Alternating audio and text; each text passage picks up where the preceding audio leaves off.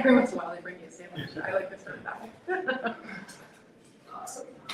All right. So for all the agents in the room, a quick show of hands. You have a listing presentation, right? Yep. Do you have a buyer's presentation? You do, of course. You're No, but I can't wait to see yours. So statistics tell us, like, real estate agents, 87% of people do not have a buyer's presentation. And it's unfortunate because it is securing a relationship the same way a listing presentation does. So we're gonna kind of go a little bit into ours. So, so most of us, when we meet a buyer, we'll meet them at a property, we'll meet them at a coffee shop, and we frame the relationship as kind of you call, we come, right? And we have an opportunity to be significantly more for our buyers, and I think like that's really what the purpose of our presentation really is to become significantly more to our buyers. So for the next 20 minutes, you're going to see like the first, we're going to see like probably 75% of our buyer presentation, and I didn't leave anything out because it's secret. I just wanted to make sure it fit into the class size, right? So all the important pieces are there, and at the end, I have if you dig it, I have a copy that I'm happy to give you for. You can add your own logo to it and get to use it if that's what you like. So, so the client's really won or lost at the consultation level, and we get a chance to be lifetime agents for those clients if we set the relationship up correctly, and if we're opening doors on demand and finding like. Doing financing when they find something that they like and getting agreements signed at the last minute, then it's really difficult to expect loyalty. And so then when the buyers go work with someone else, we wonder why, right? Like, I wait at a corner for a bus, and when the bus comes, I get on it. And if the next day it's a different bus driver, I just get on the bus because it takes me where I'm trying to go. I don't have loyalty to the bus driver, nor really should I. And if we're just going and showing houses for our clients, there's no reason to expect that loyalty either. There are 2,700 people in the greater Philadelphia area that can do the very same thing for them. So we wanted to figure out a way to be able to do something significantly more impactful for them. And that's kind of where the buyer presentation comes from. And then it also just gives us an opportunity to really ask for that loyalty in writing at the end. So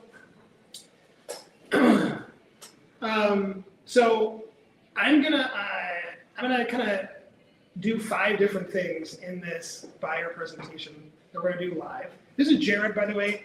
Jared Smith is a agent clocking to do mid-30 deals on our team, so superstar in his own right. But today he's going to play the buyer, Jared, so I appreciate you coming. And so we're gonna accomplish 5 things. We're gonna set the agenda before they set it. We're gonna make it about their wealth, not a house. We're going to diagnose before we prescribe, and then we're going to sell the process, not us, and we're going to ask for the commitment at the end. So when we hit each of these 5 places, I'm just going to say, like, take it out, and then we're going to talk about it a little bit, try and make it interactive, and then also you can tell us like how you would say it, because it doesn't matter how you say it, it just matters that it gets understood by your client. This is Jared. He's a first-time buyer. He's renting. His lease is up in 6 months. This is the first time Jared's reading this. So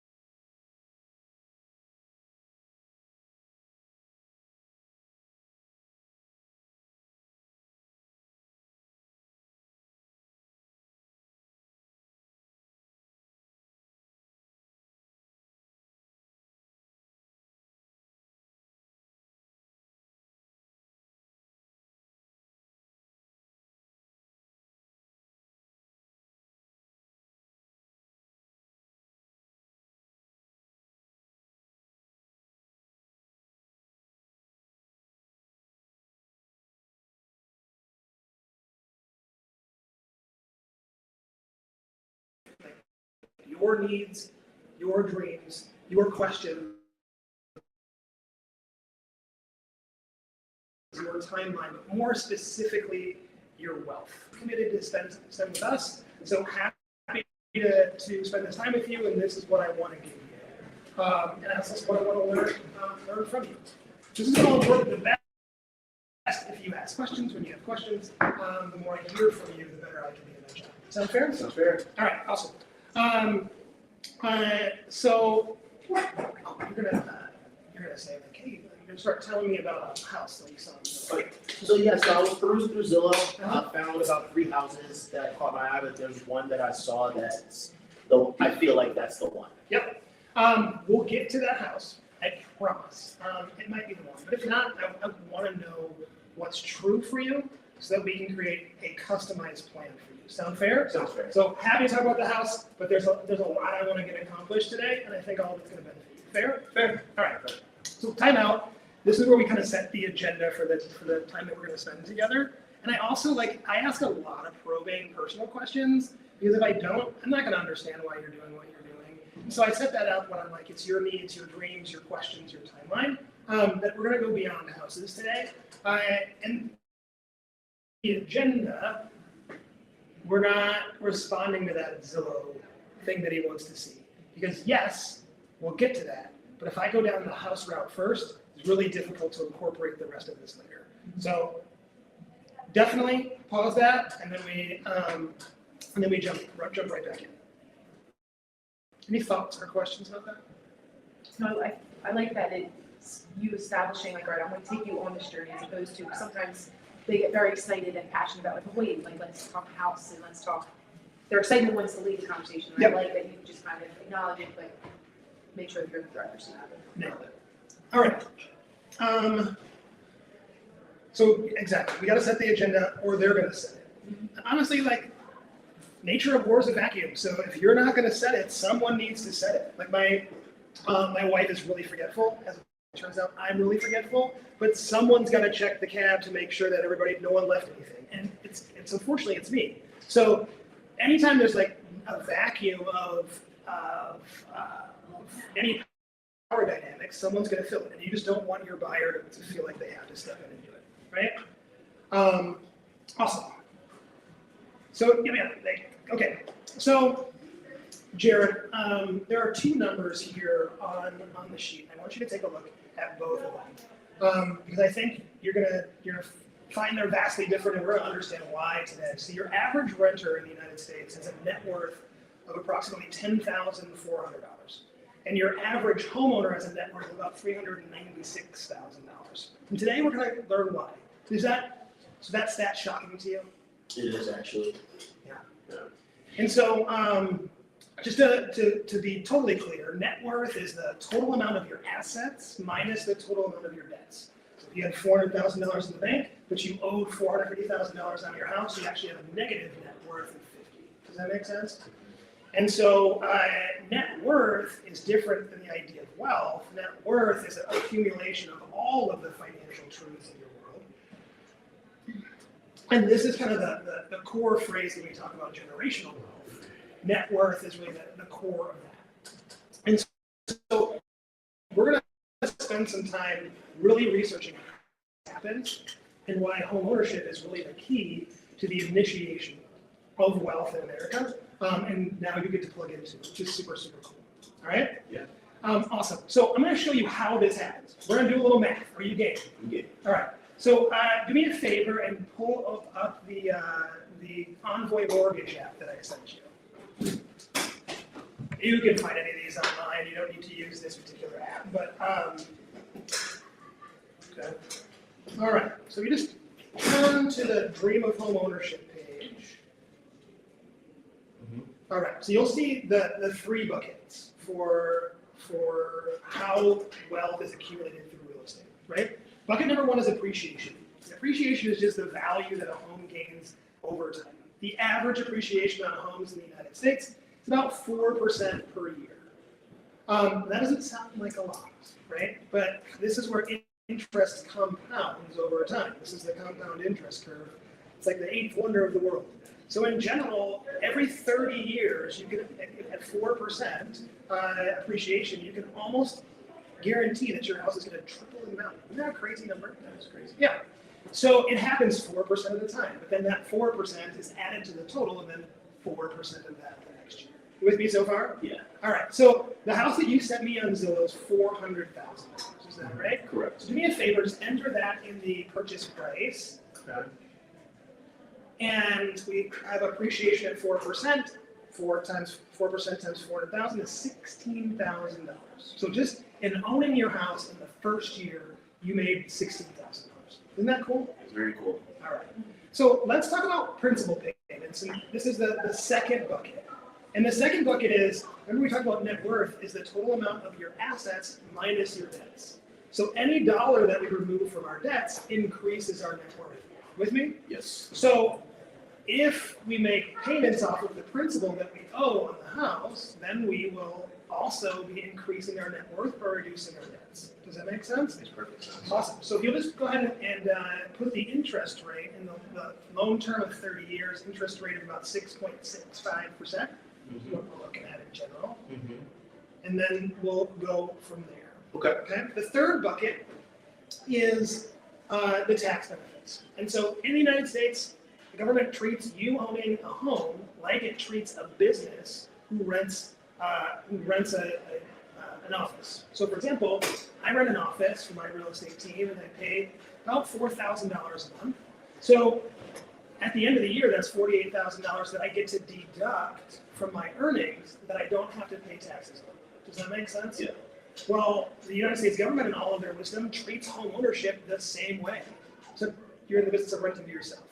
But all of your interest payments, all of the taxes that you pay, and many home improvements are tax deductible. So what we're going to do is we're going to be able to calculate exactly how much of a tax deduction this is going to be worth to you. So you're going to be you're going to have a lot of tax deductions, but we're actually looking for the actual number of tax savings. Does that make sense?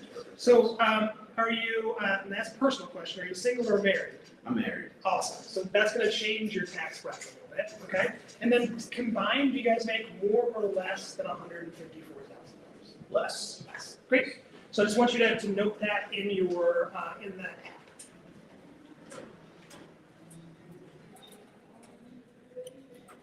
Okay. Okay? And then go ahead and hit calculate for me, view results. Okay. All right, so what was the appreciation number in the first bucket? $16,000. Awesome. Can you write that on the form for me, that the non-existent form that we have, non-existent brochure that we have here? Can you write that on? Awesome. Cool. And then just hit next. Okay. How much in principal payments are you going to be making in your first year? $3,476. Awesome. So write that down. $3,476. Okay. So now that gets us to $19,476, and your net worth is increased in the first year. Awesome. And then what are the tax benefits? So let's call that $20,000 just for the purposes of it. And then tax benefits? $4,659. Awesome. So when you add all that together, you've increased your net worth by $25,000 by owning a home.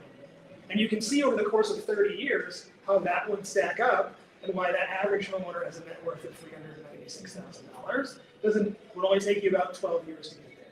Does that make sense? Makes sense. Is that eye-opening for you? Very much so.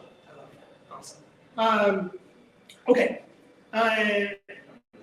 Time out. So when we started showing the math, it really, like, our close rate skyrocketed. Like, it changed the way in which we positioned ourselves in their mind. And it was, for a lot of our clients, and I don't know where you guys work, for a lot of our clients, it's the first time they heard the words net worth. My dad was a psychologist, and my mom was a high school administrator, and they both had college degrees, and they never said the word net worth in my house. And we didn't talk about wealth, we talked about money, right? What money can buy. My dad had a cool Chevy Blazer back when Chevy Blazers were cool, But we never talked about wealth. And I think for our clients, for many of them, this is the first time anyone's ever had a conversation with them about wealth, and it really changes our status in their minds. And so this was a really big change for us, and I think, honestly, was a game changer for our business when we started doing that. What are your thoughts? It's a unique approach. I've never thought to talk about it. Yeah, I've never slowed it down enough for us to have this Right. conversation. It's structured, there's a framework, you have a flow to it. Whereas like the first thing that we're going to talk about is the difference between net worth of renters, net worth of home ownership. That's the starting point. Never seen it done like that. This is just, we can be so much more than door openers, right? Like we can be so much more than people who write up contracts. All those are, honestly, you can get for way cheaper than what we charge. But, just 5 minutes ago, this was about a 3-bedroom, 2-bath with a cool backyard, and now it's about wealth accumulation, and our roles have significantly changed. I think that's really important. But I think for our clients, this is a hole in their education, and we had a chance to really fill it. And I've had accountants that I sat down with that had never thought about the 3 buckets the way that we presented it. I used to get nervous, like, oh, they're professional, they don't need this stuff, right? And they do, like most people do. So I think it's a powerful piece of what we do. Cool. Yeah. So, all right, so there's a couple of commitments I want to make to you now. And we'll do everything to make this home buying process one of the best decisions and easiest processes of your life. We're going to help you a perfect home for the very best price possible. And we're going to have consistent and clear communication throughout the whole process. Those are our big promises, but the rest of our promises are going to be related to your goals. So tell me a little bit about what your goals are.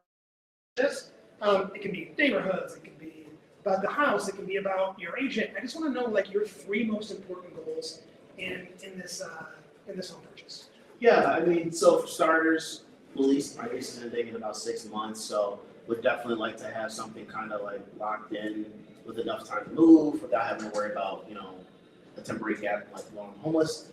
Definitely want something that, meets our budget. I've been hearing lots of crazy things with the interest rates, so my wife and I have like a very strict budget, and then we're also, trying to, secure like a good investment. The way rent's going right now, it's almost as if we're better off like getting a mortgage. Mm-hmm. I get that. Okay. And then specifically about the house, what's the most important thing for both you and your wife? I'll probably say space. Okay. Space. Tell me more. Well, we're thinking about expanding the family, so we definitely want more room than just us 2. Congratulations. That's super exciting. Right. Any neighborhoods that are important to you?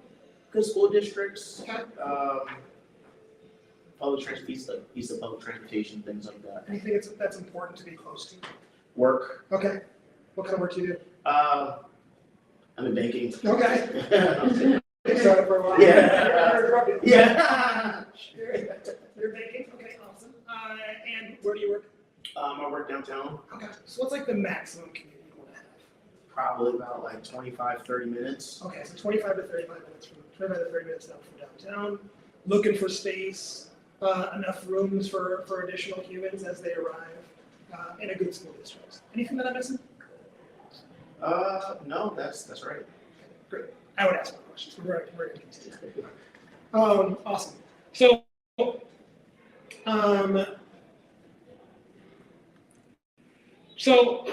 one of our lines that I really like is that if you had a doctor give a diagnosis, like a prescription before they did the diagnosis, like they'd be sued for malpractice. We do this all the time, right?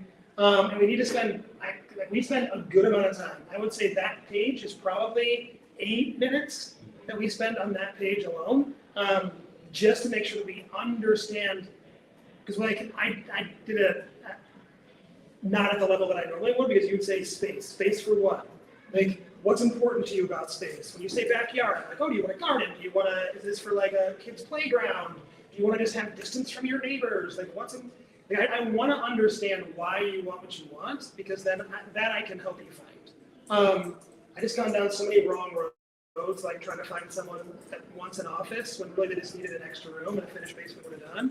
And if I just ask more questions, I would understand. So, so we ask a lot of questions to be able to understand what they want, but also why they want it. Cool. Also, it gives me ammo because every once in a while, like you said states, and you said good school districts. So when you send me a 1,200 square foot place in North Philly, I can go back to your list and be like, this doesn't correspond with many of the things that you wanted. Can I tell you about that? I just want to make sure that we're chasing the right thing. And that stops us from having to make the unnecessary showings that we often do because we're just too uncomfortable to tell them that this isn't going to be a good fit for them, right? So they've written it down, and like at every section of these, I have them write it down, and then I have a blank copy, and then I trade them at the end, and then I have the copy with all the writing in it. And you make them write it down. Yes, because there's a magic in writing it. And so all of when we go back to this page, like all of these numbers, I have them write it down. So we have an app that we use that we can figure all these numbers out, but if I don't use the app, then I'll just pre-fill it out for them with the numbers that I know that's my best in my ability. But if I can have them write it down, I certainly will. It's just more powerful. Okay. All right, back in. So I want to talk about the difference between a pre-qualification and a pre-approval. Okay, can I show you the box that matters here? And my goal is that once we find the perfect house, that we have no barriers to getting through. More often than not, when we do a pre-qualification, pre-qualification, it's just someone who's going to take in your numbers and run with them. And I'm sure that they're accurate. The problem is when it comes time to purchase this house, we have to redo those numbers, and there might be some surprises there that neither you nor the lender knew about. And so I also want to make sure when we put that offer in, like it has as much like hard-hitting power as humanly possible. And so sellers are going to also be concerned about the value of that pre-approval. So I know that we had talked before, and you said that you've done a pre-qualification already. Would you be open for getting a pre-approval from one of our trusted lenders? Yeah, I have a friend that's an agent. He kind of told me to kind of like not commit to anything. Yeah. Well, you know what? Your friend cares about you, and I like them already, right?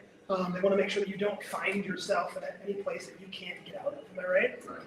Well, that's why I think it's great to start these conversations now, because you're not making any commitments that you can't remove yourself from. Sound fair? Sounds fair. All right, great. So I'm going to make that connection with one of our trusted lenders so you can start down the process of getting that pre-approval so that you're ready when that perfect house comes in. Cool? Cool. All right.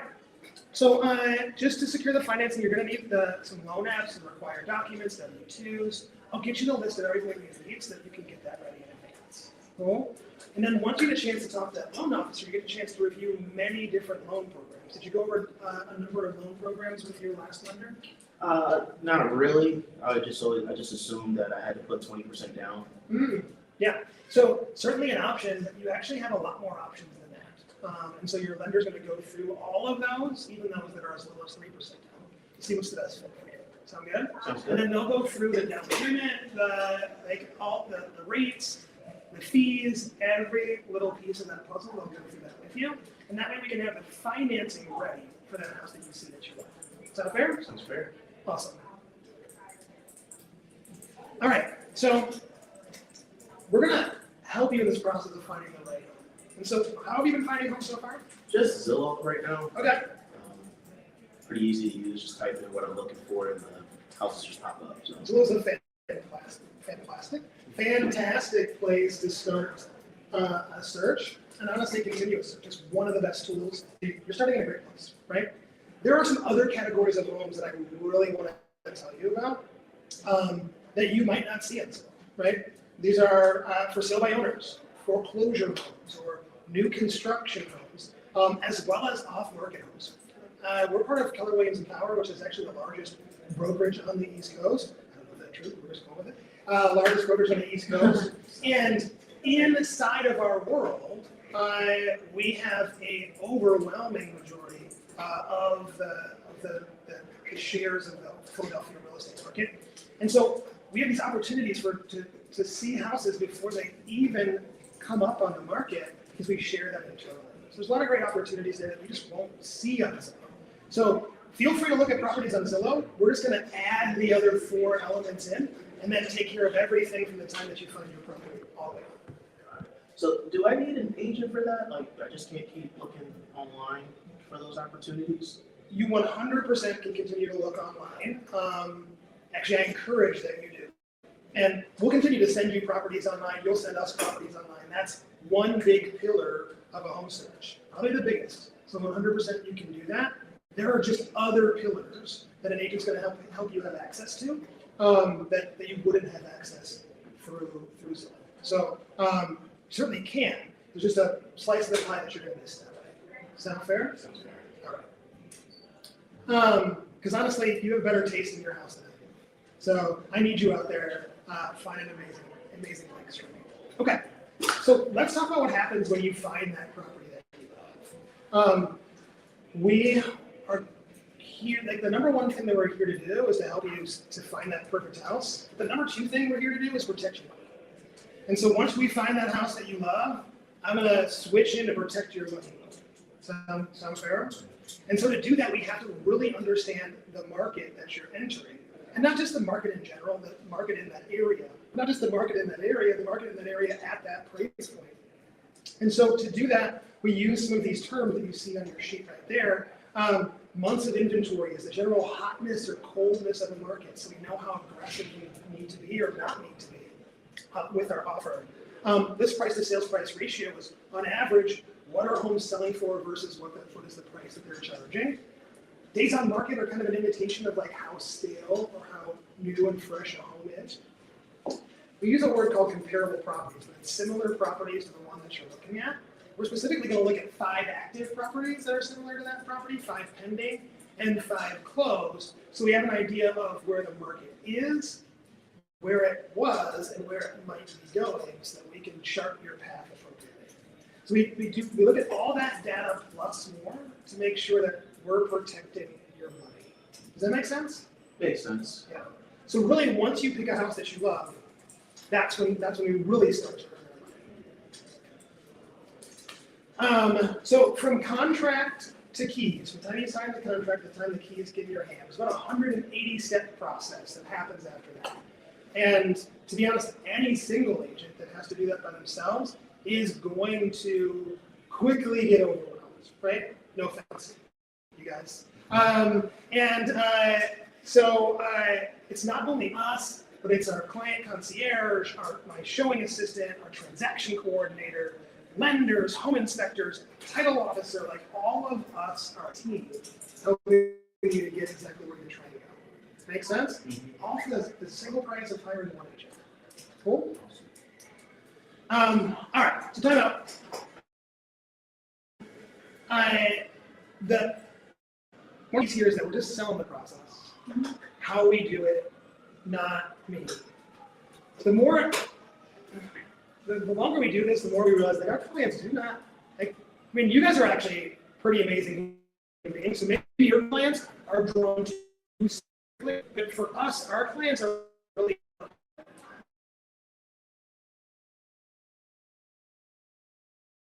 they're drawn to, but they're really drawn to our process. So we just sell the process. We don't really sell ourselves. At no point in any presentation that we do to any client ever do we talk about the number of houses that we sold, or the number of families that we've helped, or the big, the millions of dollars that we've made. We just don't do anything. Yeah, I'm like, here's my resume, here's my, like, all of my numbers, here's videos of the work that I've done in the past, here's my dancing video. Okay, never mind. I should stop it. I mean, they love it, so, or some people are like, oh, okay, we get it. But all that has no value if you can't sell the house, right? Yeah, like so, this particular house for this particular client. It's the results. Or they're like, wow, you're so busy. Are you able to take on this client or take me on, whatever? So. Yeah. Okay, so we're kind of getting into the home stretch here, and we're gonna start to really have to sell our value, right? Because I'm about to ask for a commitment. So here we go to the home stretch.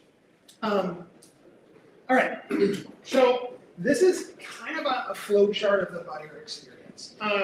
And this is every step between today and your keys, right? Right now we're doing a consultation with your agent to analyze your wants and needs. At the end of this is the sign and loan papers, home funding, and getting the keys. Every square along the way is another place where gains or losses happen.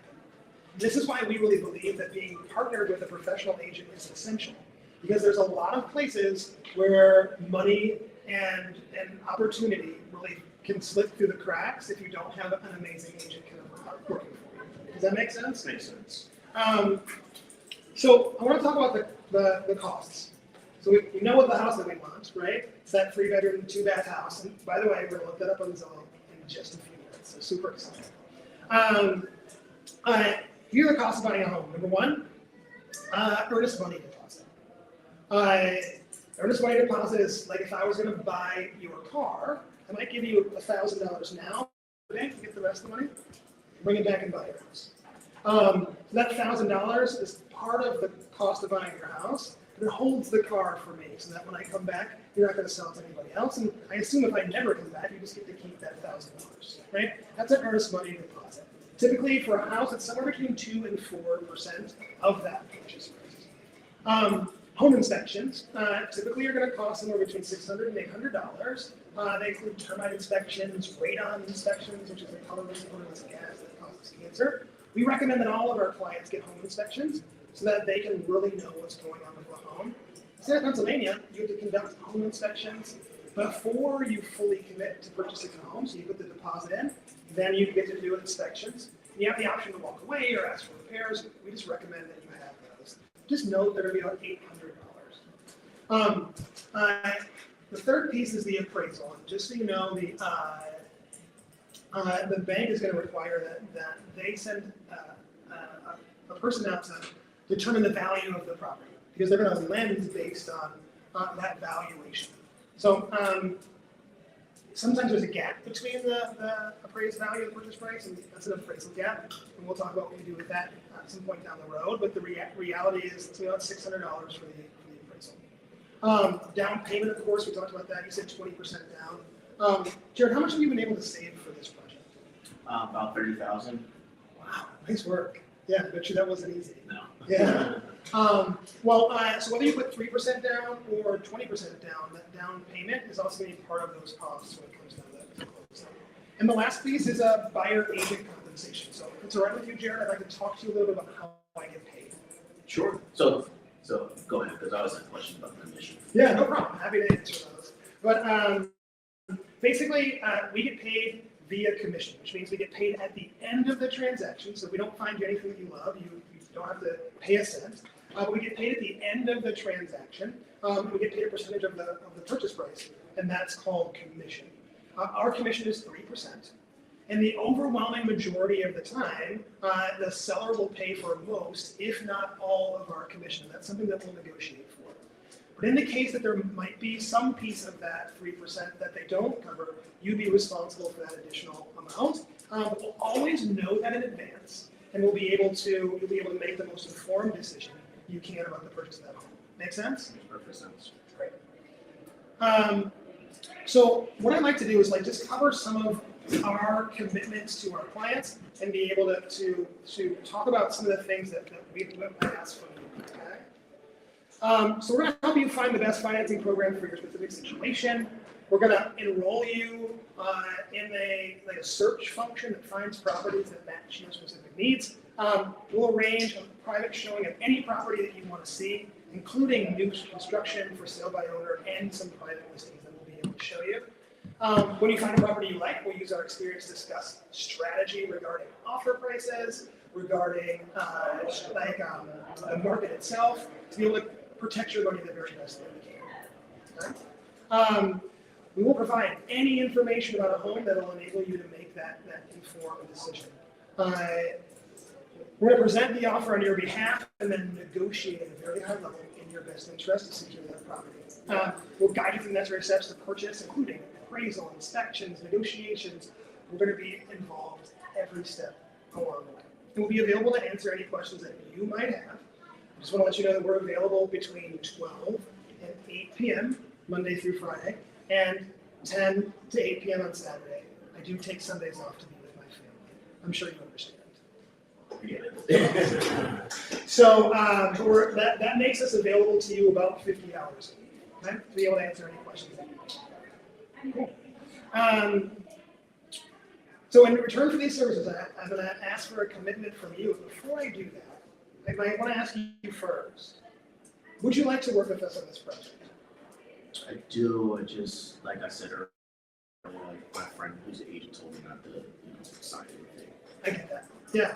And I love that you have people in your life that are looking out for you. I think that's truly smart. In my experience, people tend to feel like this anxiety about feeling true. Is that true for you? It is. And we've honestly, I'm pretty charming, but we've only spent about 40 minutes together, so who knows, right? How that's going to go. And so you just want to make sure that you find a situation where you don't feel that anxiety and you don't feel trapped. Is that fair? That's fair. That's right. So what I would propose is our team has a standing policy that we will release you from the contract at any time. And I'll actually write that into our contract today so that you don't have to feel trapped, but you have the opportunity to take advantage of us and our services starting today. Does that sound fair? That sounds fair. Awesome. So the 4 things that we're going to ask from you before I sign to commit to those things for you, I'm going to ask you to promise that you're going to get that, you're going to seek that pre-approval for your own purchase. Okay? Yeah. If you find anything that you want to see, please promise us that you will let us know. We're going to send you for sale by owners. We're going to send you private listings. I just want to make sure that nothing falls through the cracks.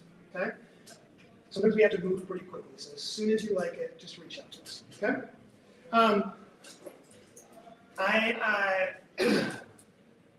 I'm going to ask that if you want to put in an offer, that you're going to put it in with us. And I just want you to know that I'm a generalist, as they like to say. I know a lot of things about a lot of things, but I'm not a lawyer, I'm not a tax advisor. And so if you do need specific help, we'll get that for you. Sound fair? Sounds fair. You ready to get started? I am. That's awesome. Well, here's some paperwork. I'll have you sign it. If you have any questions, we'll go from there. So that's our buyer. I think for us, asking for a commitment from them is just more than the signature. I want to make sure that we've been explicit about you're going to call us and not other people. You're not going to put in offers to other people. I think sometimes we assume that our clients know that, and they may not. So, but we never leave without asking for a commitment. Our conversion rates on buyer consults are 5 times the conversion rate we have if we don't have them. So our conversion rate goes from about 4% to about 20% if we get someone on a buyer consultation. And so it's way less work if we can get them to a buyer consult. And honestly, it's a smoother run. Like I set parameters on my time. I set parameters on how we're going to act with each other. I set parameters on my expectations about your financing.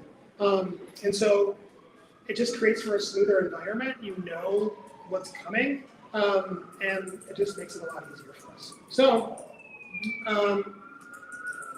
so these were the 5 moves, but what thoughts did you have as you went through the critiques, by the way? You can offer those too.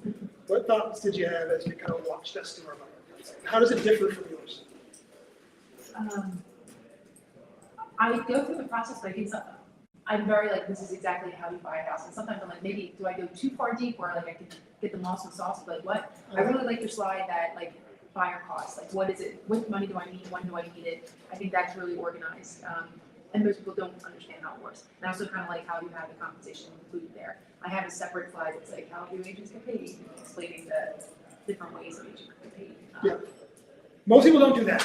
I think like it needs to be, obviously it needs to be discussed. But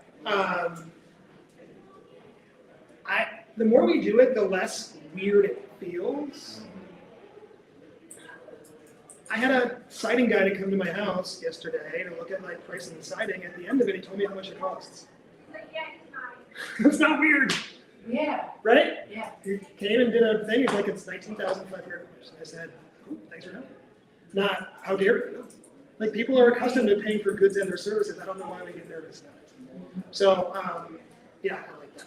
I like that you do that. Honestly, I kind of like your system, where it's a separate, how do we get paid? Kind of making it later.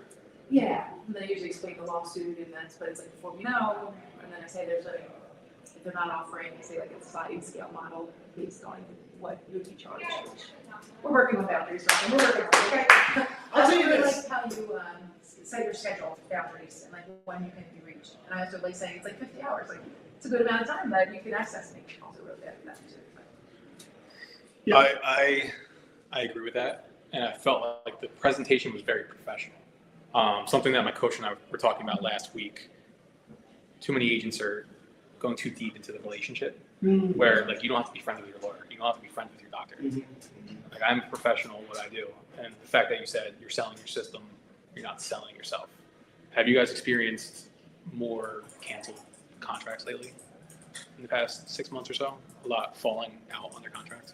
Oh, you mean like under contract? Yeah. A slight uptick. I just think anytime you see a loosening of like buy side demand, that like when they get to that issue, they're just more likely to let it go than to try and hold it together. Okay. So I think it's just a preview of a little bit of softening in the market, Okay. which makes sense. Gas has been $1 million for too long, and people get nervous. Next year. I will say from personal experience, whenever I did do this, it always led to a termination because I wasn't able to not only just walk them through it, but also a chance to kind of like set their expectations. And also too, the consultation does give us a chance to kind of put it out there that like there's going to be challenges, there's going to be hiccups, but this is kind of like where we get to talk about it, and then also kind of work out some contingency so that when they do come up, their first instinct isn't to like, hey, like let's just blow up the deal. So this is something that I used to avoid personally until I just started to lean into like, hey, sell the system, not myself, and it's made business a whole lot. Because you trust the system now. Yes. You know the system, Yes. and you're able to sell it better. Yes. Another thing, and I was thinking about this while you were going through your presentation. I was reading stats, and I think you were at MegaCamp Family Reunion when Rory Vaden was talking about this, where older generations, they just want to have a meeting face to face.